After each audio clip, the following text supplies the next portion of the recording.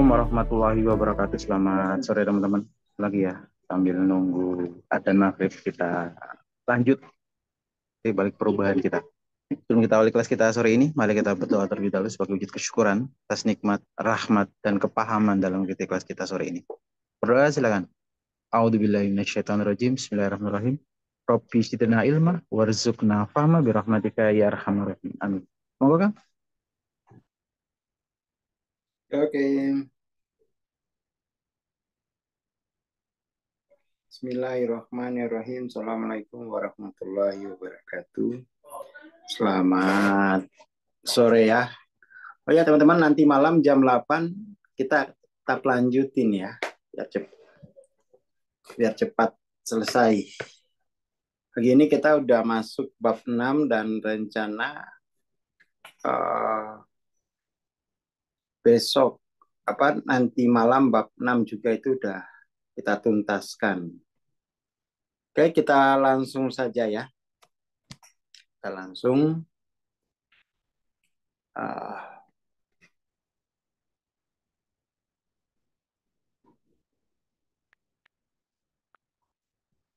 kita masuk bab 6 gitu ya. Jadi akhirnya Hawking menyelesaikan analisisnya dengan OVC dan Thibault. Lalu dia adalah seorang psikiater dan psikoanalisis. Psikiater dan psikoanalisis yang bekerja dengan praktek pribadi dan kliniknya sendiri. Jadi dia udah punya klinik sendiri. Pernikahan pertamanya gagal, cerai juga dia akhirnya. Dan dia melanjutkan pernikahannya yang kedua. Nikah lagi, nanti yang kedua ini cerai lagi, nanti yang ketiga nikahnya sama Susan. Tapi semua ini dibayangi oleh kecemasan eksistensial dan kecanduan narkoba dan alkohol yang serius. Jadi dalam keadaan belum bisa keluar dari nature ego, dia kembali menikah gitu ya. Nah, ini perhatikan tuh perjalanan hidupnya Hawking. Nanti pada akhirnya pernikahannya kedua kandas lagi.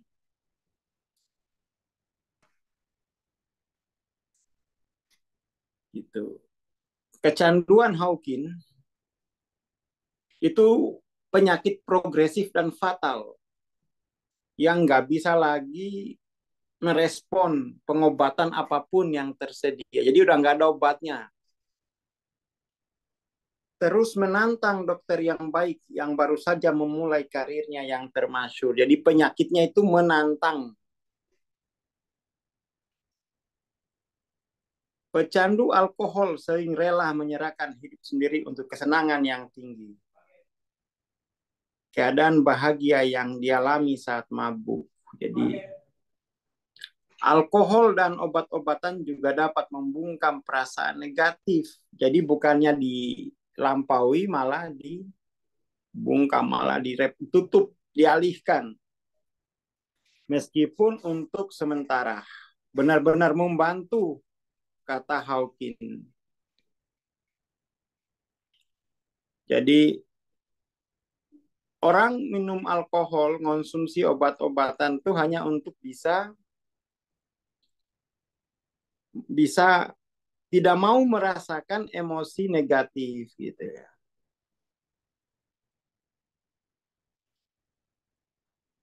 Benar-benar membantu berarti disingkapkan keindahan yang luar biasa dari segala sesuatu. Jadi setelah emosi negatif itu ditekan, nggak muncul ke permukaan, maka melalui alkohol itu yang tersingkap malah keindahan. Itu menempatkan Anda ke belakang, membuat Anda tidak terlihat atau tidak berperan dalam sesuatu. Dan kemudian mengungkapkan keindahan yang luar biasa. Apa yang diungkapkan kepada Anda adalah bahwa segala sesuatu adalah suci termasuk Anda. Jika Anda tetap dalam keadaan itu, dunia menyebut Anda tercerahkan. Masalahnya itu dicapainya melalui alkohol dan obat-obatan. Jika Anda keluar dari keadaan keindahan itu, dunia mengatakan Anda freeze, membatu.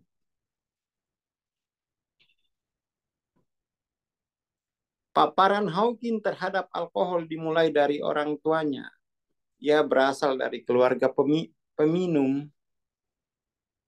Ditambah dengan depresi, kebiasaan minum orang tuanya semakin memburuk seiring bertambahnya usia. Pada saat Hawking pindah ke New York, pernikahan orang tuanya berantakan. Minuman santai Ramon dan Mary menjadi berat.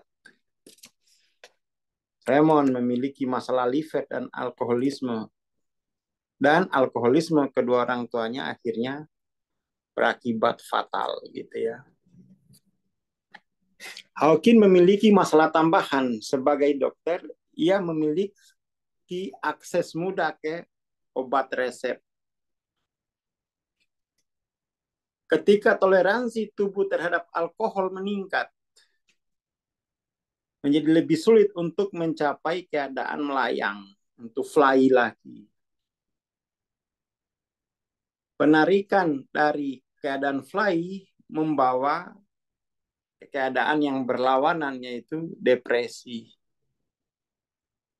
Untuk menghindari depresi dan mencapai puncak, Hawking mencampur obat resep dengan alkohol. Pintar.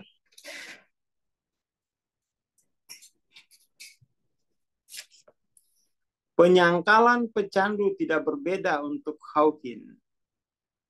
Meskipun dia adalah seorang psikiater dan sadar akan mekanisme pertahanan ego. Jadi kalau belum dilampaui, mau psikiater, mau dok, mau ahli psikoanalisis, kalau nature ego belum dilampaui, ya digulung sama nature ego. Saya tidak pernah berpikir bahwa saya menyalahgunakan pil kenangnya. Saya minum 35 sehari. Karena saya merasa saya membutuhkannya. Ngeri ya. Kemudian ditambah 40 pil setiap hari. Dikombinasikan dengan 1 liter minuman keras. Dan apapun yang bisa dia hisap, minum atau suntik. Makin dalam ini orang tua ini. Sebagai pecandu silang, Hawking mengatakan bahwa dia adalah satu-satunya orang pertama di Amerika yang menemukan bahwa obat penenang itu membuat ketagihan. Sebuah obat penenang baru yang disebut Librium, pendahulu Valium, dirilis sekitar tahun 1959 dan itu banyak diiklankan sebagai membantu pecandu alkohol. Obat itu digunakan selama periode penarikan.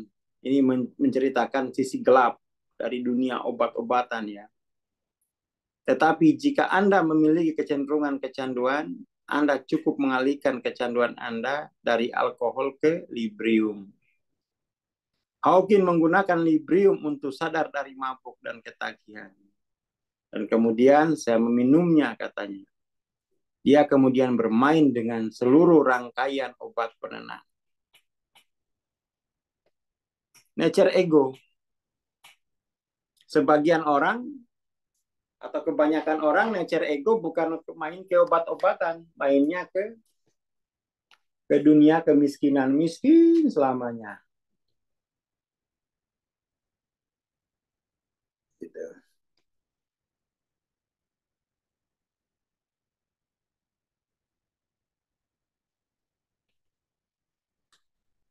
Oke.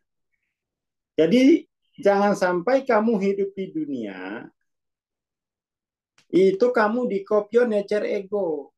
Gak ada ampun, miskin sampai berapa generasi gitu. Kalau Hawking dikopio sama kecanduan. Hawking sedang bermain roulette farmakologis.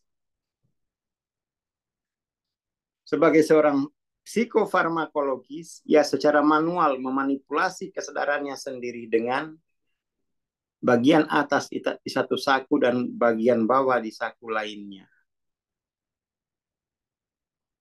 Hawking menciptakan ramuan kimia yang menggabungkan sedikit demerol dengan terpiridin,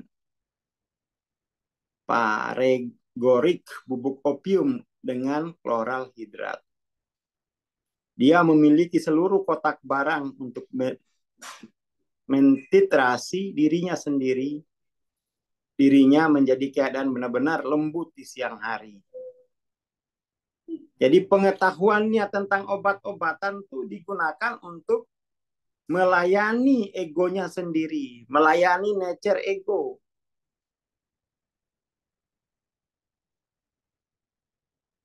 Seperti itu.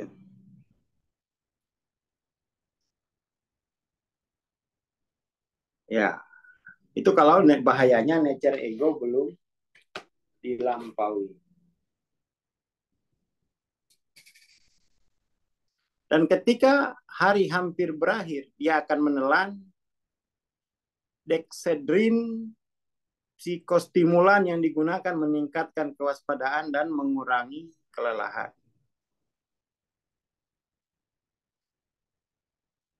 Menjelaskan psikologi kecanduan, Hawking berkata, dalam kecanduan itu menjadi jika saya mendapatkan dosis obat yang tepat, pikiran bahwa sumber kebahagiaan ada di luar diri sendiri, menyertai semua kondisi kelemahan dan korban ini. Jadi kebahagiaan itu ada pada obat-obatan. Dengan bantuan program 12 langkah dari Alcoholics Anonymous, Hawkins pertama kali mencapai kewarasan pada akhir tahun 62. Lama juga, cukup lama ya dia kecanduan. Pada tanggal 24 Desember 1963, ia meninggalkan kantornya dan pergi ke Bonwit Taylor di Manhasset, sebuah toko yang khusus menjual pakaian wanita mahal untuk membelikan istrinya hadiah. Pada malam Natal di Long Island, departemen store kelas atas tetap buka khusus untuk para profesional, orang-orang yang tidak punya waktu lain untuk berbelanja selama liburan, dan mereka menawarkan minuman beralkohol komplementer kepada pelanggan kaya mereka.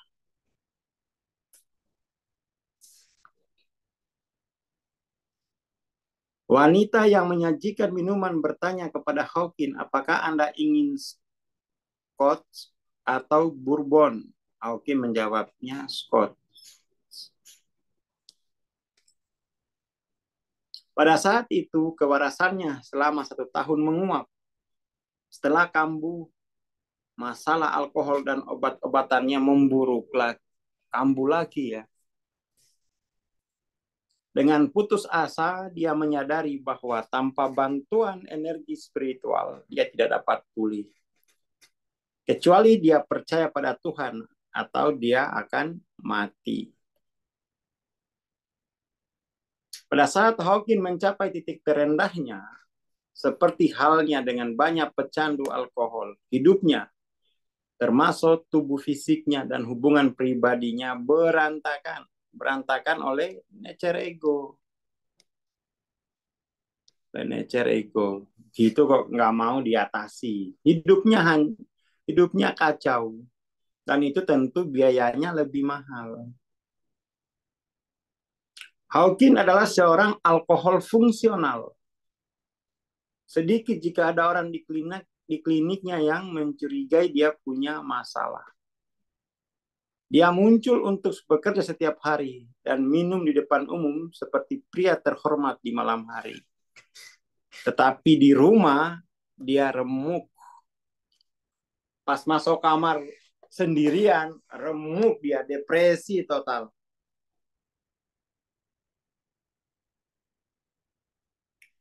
Depresi total.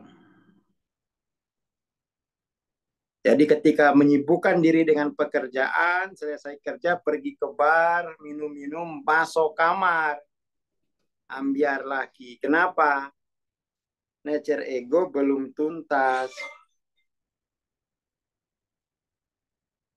Seperti itu.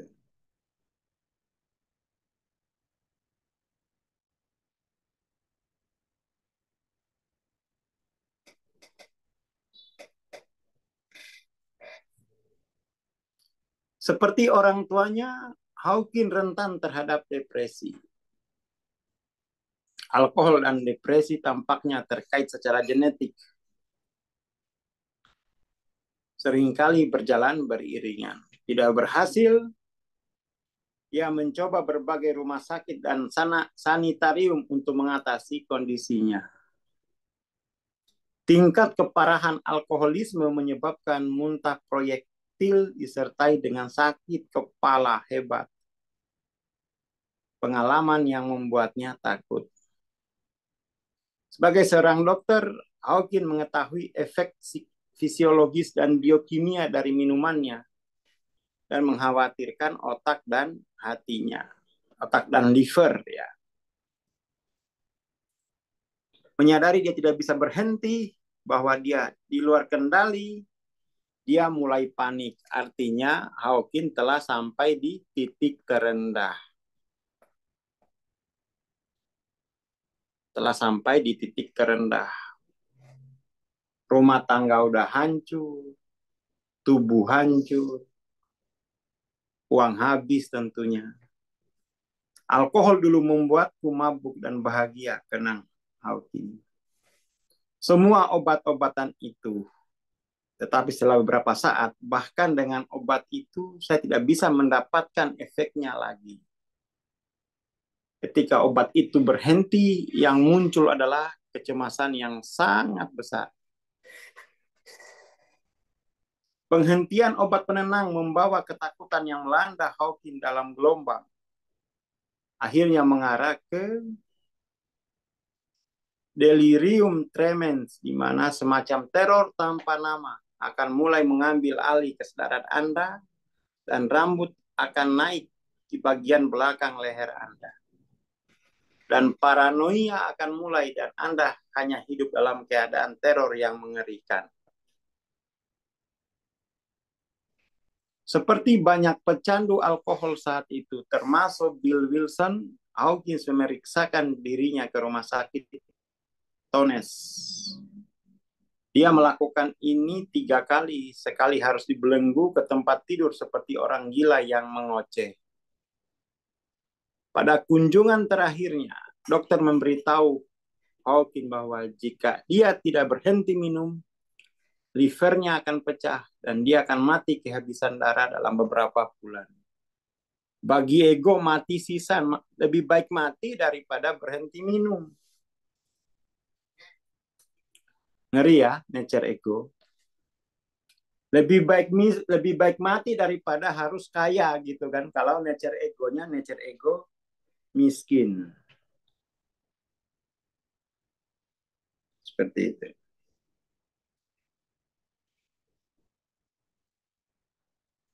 Jadi jangan main-main, jangan kamu sepelehkan dengan nature ego.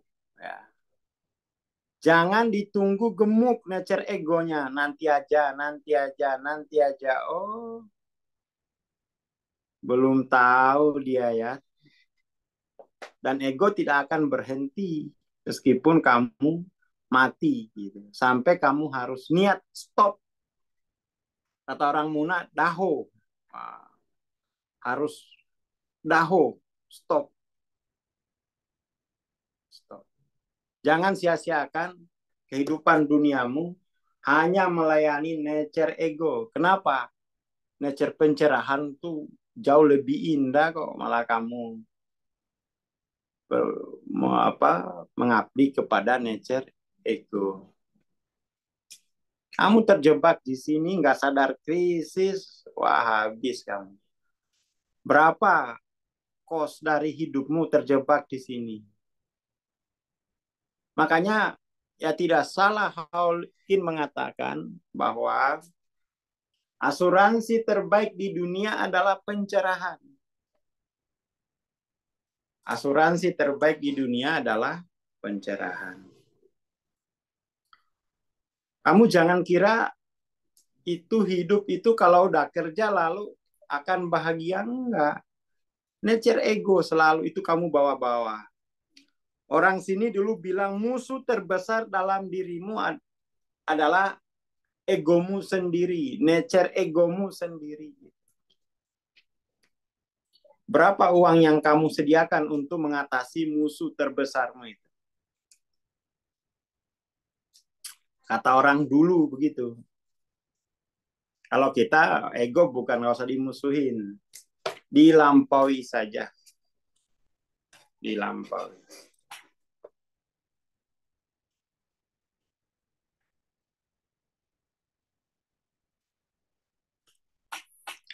Hawking merenungkan kembali pengalamannya saat dia keluar dari Tonnes di 293 Central Park West untuk terakhir kalinya.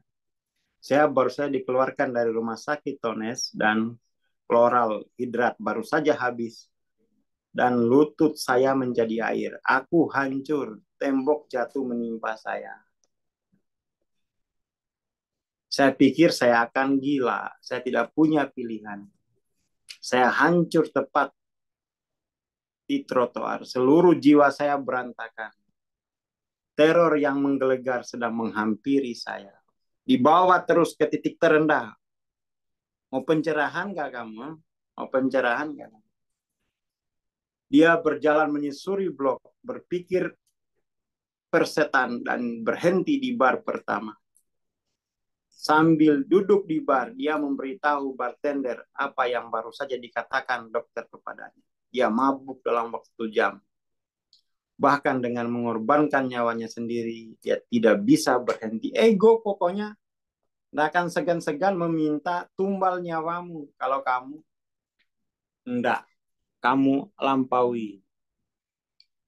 Yang aneh dari kecanduan narkoba dan alkohol, Hawking menjelaskan adalah bahwa Anda bahkan rela mempertaruhkan tubuh fisik, pernikahan, pekerjaan, posisi, reputasi, dan semua uang Anda. Anda bersedia membuang semuanya sia-sia. Bukan alkohol. Nature ego sebenarnya ini kan. Nature ego itu Anda bahkan rela mempertaruhkan tubuh fisik. Miskin, ay. Kalau Hawking kan alkohol ya. Istrinya udah, Pak, ayo Pak, aku nggak kuat lagi. Nggak apa-apa. Kono, mulai nih ngomamu. Mempertaruhkan pernikahannya, pekerjaannya, posisi, reputasi, dan semua uang untuk nature ego. Bagi Hawking kan semua uang orang kaya. Bagi yang miskin tuh nama baik nggak usah lah. Nggak usah.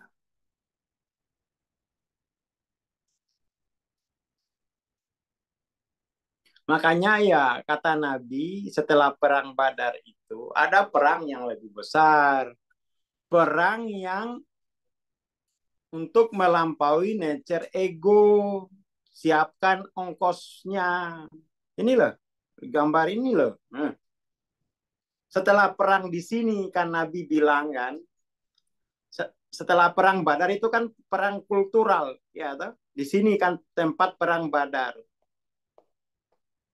Perang Badar tuh di sini. Setelah perang Badar, kata Nabi, ada lagi perang yang lebih besar, yaitu perang dengan nature ego. Di sini tempatnya, gitu. Kamu disuruh pencerahan nanti. Wah, wong perang dengan budaya saja itu mahal. Apalagi lebih mahal perang dengan nature ego. Jangan diremehin, ya. Kalau belum punya uang untuk MTLOC, ikut-ikut dulu kelas-kelas ya, kelas kayak begini. Biar kamu tahu persoalan yang harus kamu hadapi. Jangan ming ego wae. Oh, apa kurang toh? Peringatan dari Nabi bahwa setelah kamu perang Badar, perang kultural, perang budaya, ada lagi perang yang lebih besar, inilah modelnya udah. Ini kan nerjemahin hadis. Nerjemahin hadis.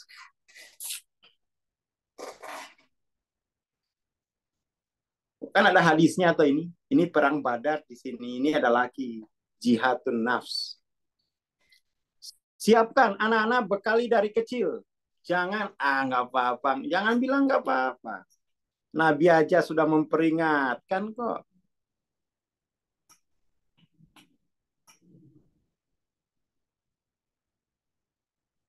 Ya kan?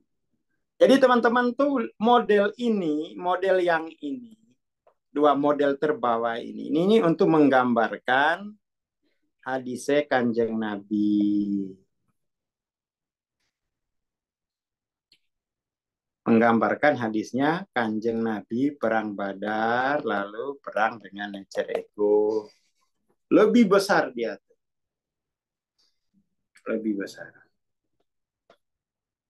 Jadi sebenarnya itu kalau hadis-hadis itu kita model dengan baik, itu sumber sumber pengetahuan. Kalau hadis-hadisnya Nabi itu kita bisa model dengan cantik, dengan ilmu, dengan kesadaran. Aduh, cepat tercerahkan gitu. Masalahnya kan ignore, nggak mau tahu, nggak mau tahu. Malah ada yang ngomong bulan puasa kok, malah baca biografinya Hawking. Wah, sengaja baca biografinya Hawking. Harusnya ngaji kitab apa lagi, nggak dikira kitab apa. Ini juga kitab. Ini hadis Nabi ini. Versi dari model. Biar orang senang, iya ya perang Badar, ini perang lebih besar. Kalau perang Badar berapa biayanya, di sini berapa, siapin.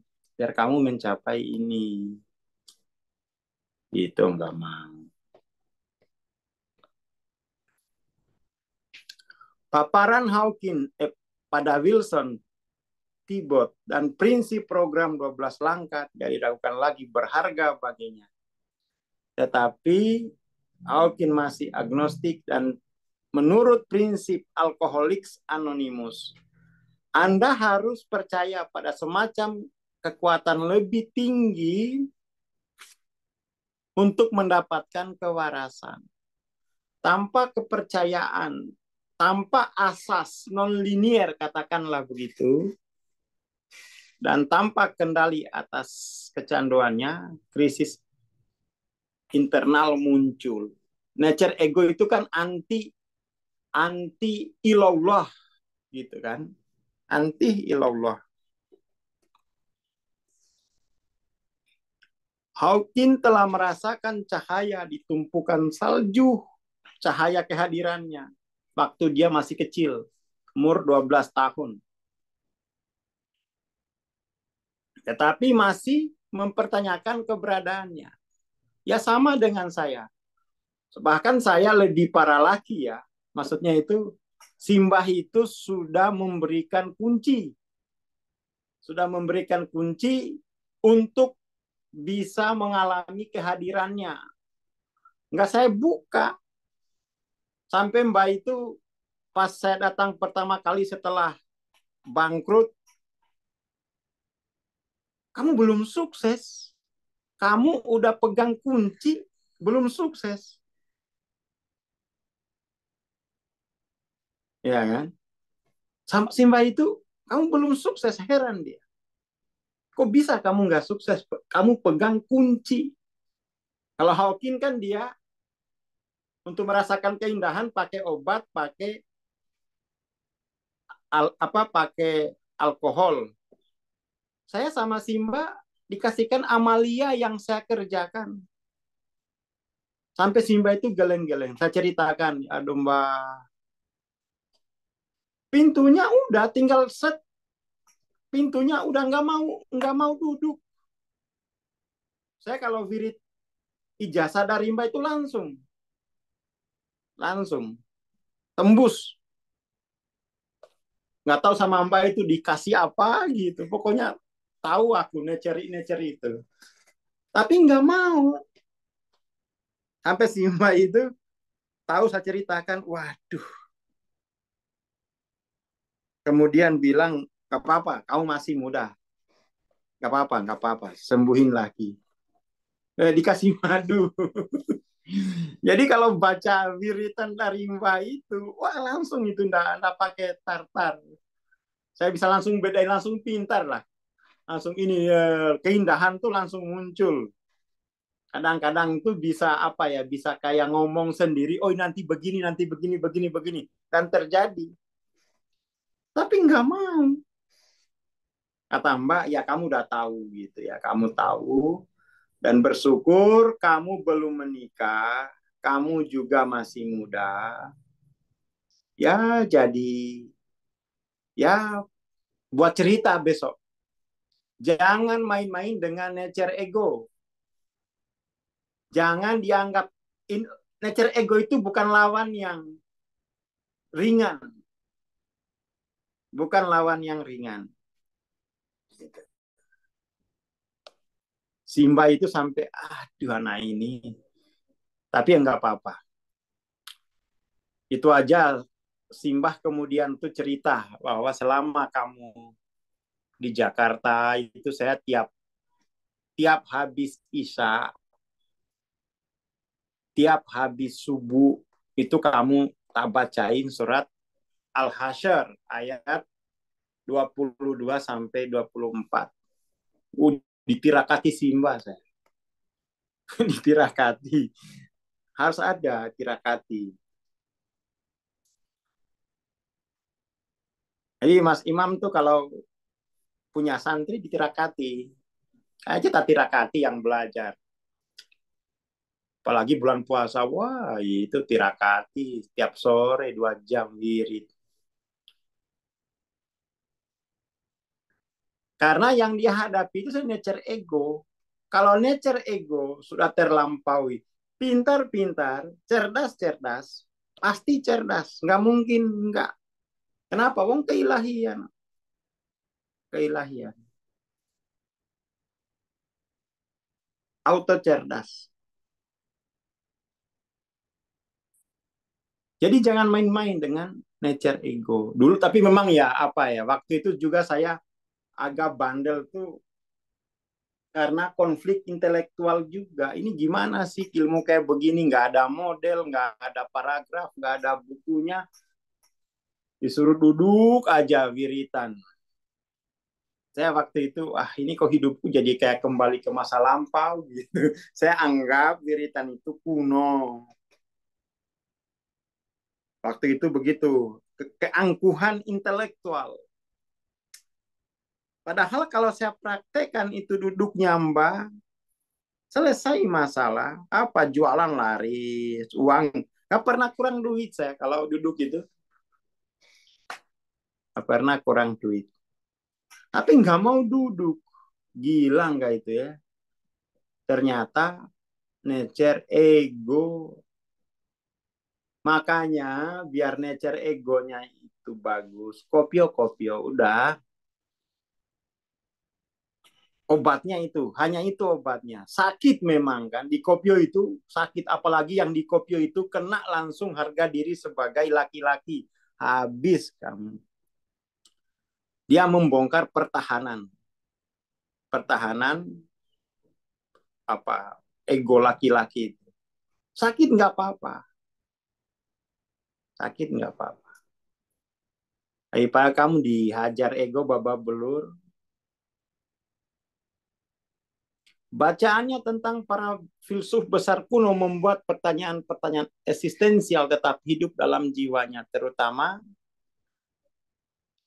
apa dia kan ininya senatnya ke Sokrates kan itu ya, mengagumi Sokrates lah. Kalau krisis kembali ke dalam.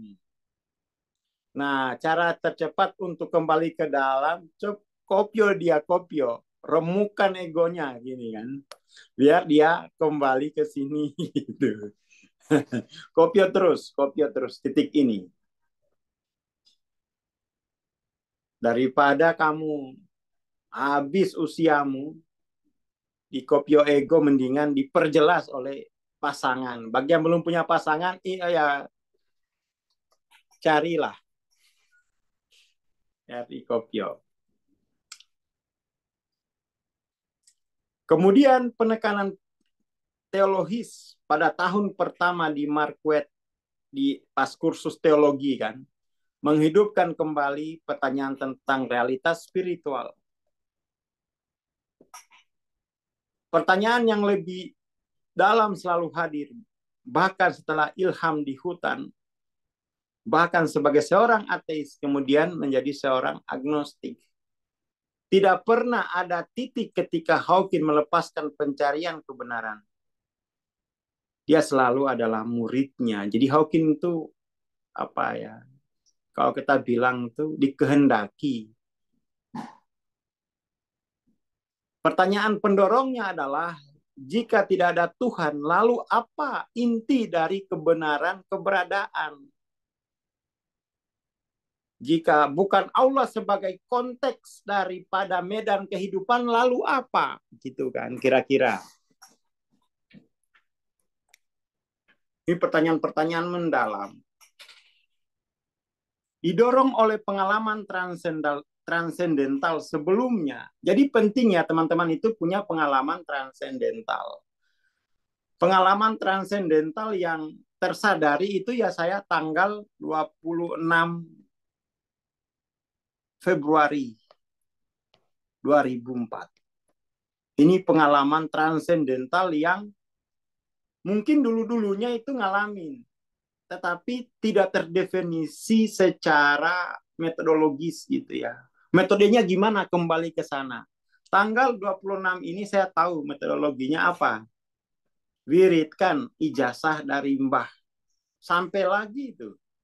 Sampai kemudian punya kesombongan, gak usah diwiritin. Ngapain harus diwiritin baru ke sana gitu.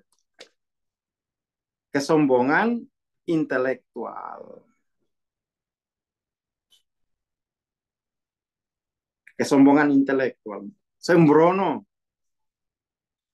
Pride. Merasa telah punya kunci. Merasa telah pemegang kunci. Tapi kalau nggak dipakai, ya nggak ngapa-ngapain.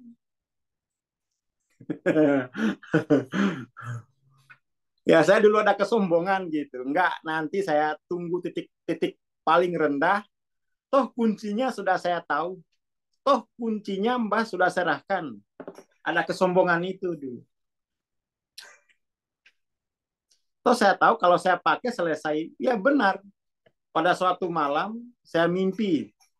Saya udah tidur di pinggir-pinggir masjid itu kan. Saya mimpi didatangin Mbak Marjuki, wirid gitu. Oh, langsung saya wirid. Benar, habis wirid datang teman, ketemu teman, dibawa ke Jogja, lalu dikasih uang 13 juta waktu itu. Tapi nggak mau wiridnya itu loh. Saya waktu itu ngapain sih? Harus wirid-wirid. Kenapa? Allah nggak ini langsung. Kenapa dia selektif harus pakai wirid baru dia menolong saya. Dan pemikiran semacam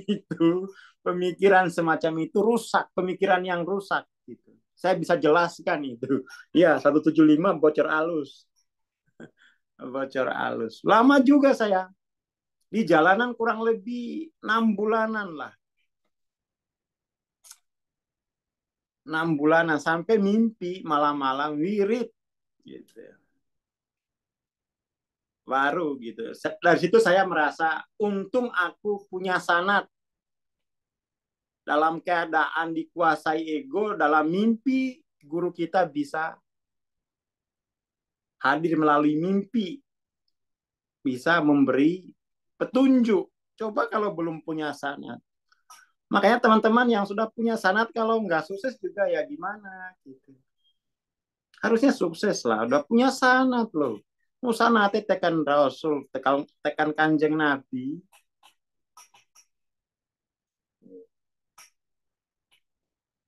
Kurang apa gitu. Tapi memang harus diilmui sih. Kalau hanya pegang sanad, nggak diilmui, progresismu. Bukannya nggak progresif. Progresif. Tapi lebih cepat kalau kamu ilmui. Lebih cepat. Dan itu setelah saya ilmui, kemudian sanad itu menjadi semacam apa ya? Untung sudah punya. Sekarang saya ilmui. Makanya saya kalau misalnya tentang jiwa itu sanadnya ke Mbah. Saya baca buku apa saja, tetapi sanadku sama Mbah. La ilaha illallah. Teori-teori psikologi bagus-bagus, canggih-canggih. Iya, saya akui itu canggih, tapi pada tingkat ultimate itu, tingkat yang prinsip yang paling tinggi untuk melampaui ego adalah nafi isbat la ilaha illallah. Nggak ada lagi. Nggak ada lagi. Setelah itu baru huwallah. Udah isbat. Udah isbat. Jadi didorong oleh pengalaman transendental sebelumnya. Dia percaya realitas tertinggi dapat dialami di sini dan sekarang. Nah, dengan wirid dari Simba, saya percaya realitas tertinggi itu bisa dialami. Tapi waktu itu kenapa harus melalui wirid gitu loh? Kenapa tanpa syarat? Kenapa tidak tanpa syarat? Masih bodoh waktu itu. Masih kurang pemodelanku. So intelektual, bocor alus. Bocor alus. Tapi beruntung waktu itu ya saya pulang lagi, recovery sama Mbak, kamu belajar lagi yang benar, kamu belum banyak resiko. Dan pertanyaan pertanyaan Mbak itu kamu nyolong enggak? Enggak Mbak. Alhamdulillah hanya merusak dirimu, tidak sampai ke orang gitu. Bocor halus keliling pula bocornya tuh kan. Jadi teman-teman ya ini kita sudah sama-sama ngalamin bagaimana rasanya di kopio ego itu kan. Kita tahu. Jadi realitas tertinggi itu bisa dialami di sini dan sekarang. Kalau Hawking kan pakai alkohol, kalau saya wirid. Tapi nggak mau wirid. Jadi realitas tertinggi itu tidak hanya dialami setelah mati. Ini. Analisis selama 7 tahun tidak menghentikan pencarian Hawking karena ada inti di dalam kesadaran aku yang putus asa untuk mencapai kebenaran agung. Realitasnya masih berakar pada nalar dan sains. Saya juga waktu itu saya cukup kuat di 400.